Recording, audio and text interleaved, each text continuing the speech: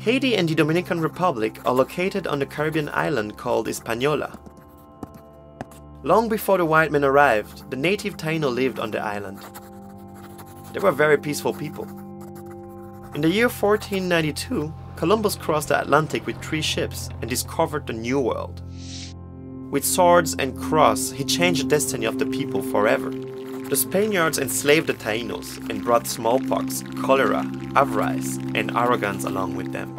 It was not until almost all the Tainos were dead when the Spanish priest Bartolomé de las Casas started a campaign for the rights of the indigenous people. Rather than using the Tainos, he suggested importing slaves from Africa instead.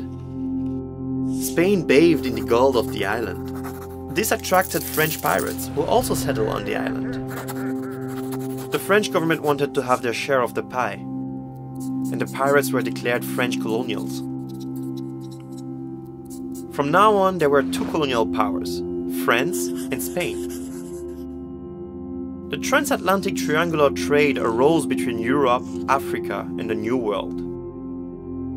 Weapons and alcohol for Africa, slaves for the American plantations, cotton, coffee, sugar, and tobacco for Europe.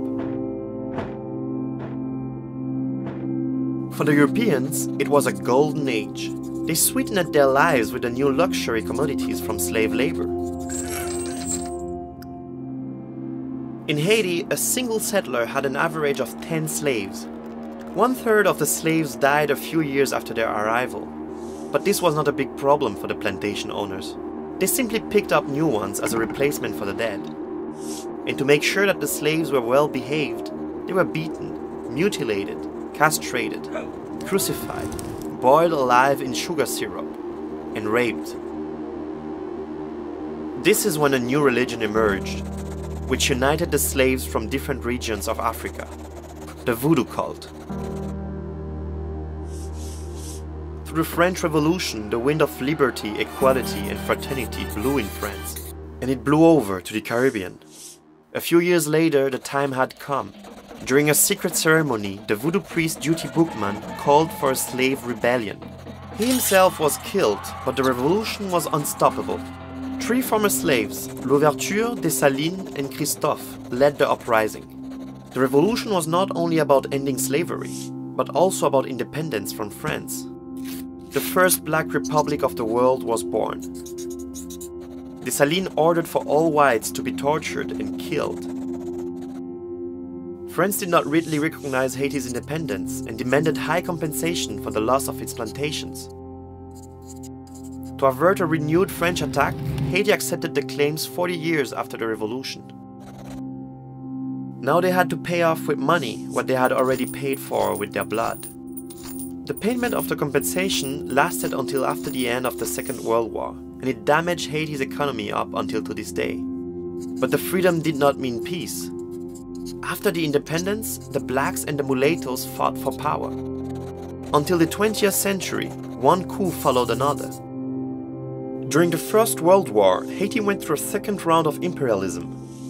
Now it was America's turn. Under the pretense of wanting to stop the ongoing violence, they wrote a new constitution and improved the infrastructure. However, they only managed to achieve this through forced labor, torture, and murder. After the US withdrawal from Haiti, an Haitian despot followed. In 1957, the physician Papa Doc became president. Papa Doc murdered his political opponents using his personal militia, the Tonton Macoute. Over 30 years, they imposed terror on the Haitian people. 30,000 people were killed under his leadership. Haiti was looted and the country's academics fled abroad. After his death, his 19-year-old son, Baby Doc, took over the power. When Baby Doc was overthrown in 1986, he took hundreds of millions of dollars with him into exile. Now one Haitian president replaced the next. Coups were back on the agenda again. In 1990, the first truly democratic election in the country took place. The priest of the poor, Jean-Bertrand Aristide, was elected president. However, a few months later, the military instigated a coup and the struggle for power continued. The UN and the US imposed a 2-year trade embargo, which damaged the already fragile economy of Haiti even further. social and political unrest followed. In order to stabilize the country, the Haitian government called for peacekeeping troops in 2004. As a result, Haiti indeed became more quiet. However, development and state building did not take place.